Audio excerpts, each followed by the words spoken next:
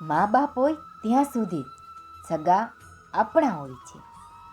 તેમના ગયા પછી કોઈ ખાવાનું તો શું, પાણીનો પણ ભાવ પૂછતું નથી. સાચી વાત છે ને? પહેલાં લોકો દિલથી વાતચીત કરતા હતા. હવે મતલબ અને ટાઈમ હોય ને તો જ વાતચીત કરે છે. સંતાનોની બધી ઈચ્છાઓને અમીરની જેમ પૂરી કરવા પોતાની જિંદગી ગરીબ કરી નાખે એ વ્યક્તિ બાપ સિવાય આ ધરતી પર બીજું કોઈ નહીં. મિત્રો સમજો. કડવું છે પણ સાચું છે, સમજાય તેને વંદન. કે પત્નીના મૃત્યુ પછી ઘોડે ચડે એવડો દીકરો હોય ને તો પુરુષ બીજા લગ્નનું વિચારશે, પણ પતિના મૃત્યુ પછી ઘોડિયામાં સૂતેલું એવું નાનું બાળક હોય ને તોય પણ પત્ની એના સહારે આખી જિંદગી કાઢે છે. સાવ સાચી વાત છે ને? સમજાય તેને વંદન કરું છું. સમજો. લગ્ન કરતાં પહેલાં એકવાર તમારી દીકરીને પૂછી લેજો કે એને છોકરો ગમે છે કે નહીં. પૈસા, ગાડી, બંગલા કે પ્રોપર્ટી ના જોતા સાહેબ, તમારી દીકરીની ખુશી જોજો.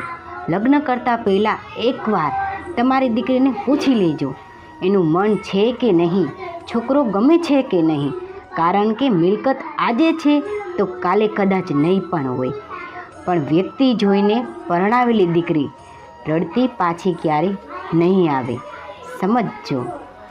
આંધળાને મંદિરમાં આવેલા જોઈને લોકો હસીને બોલ્યા કે મંદિરમાં દર્શન કરવા માટે તો આવ્યો છે, પણ શું ભગવાનને જોઈ શકશે?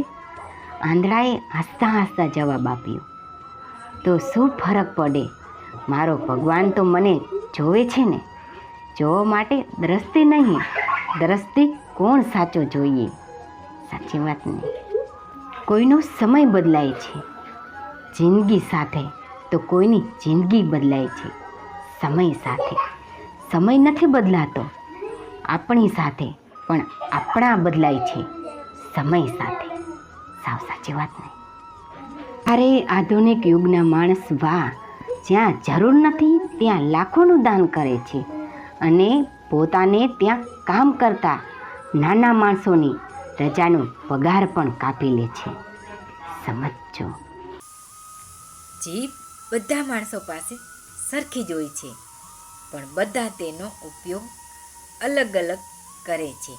કોઈ ફૂલની જેમ તો કોઈ તીરની જેમ. કોઈને આપણી જિંદગીમાં વધારે મહત્ત્વ આપતા પહેલાં આપણું મહત્ત્વ એમની જિંદગીમાં કેટલું છે એ જાણી લેવું જોઈએ. અભિમાન ન હોવું જોઈએ કે મારે કોઈની જરૂર ના પડે, અને એ વહેમ ન હોવું જોઈએ કે મારી જરૂર બધાને પડશે.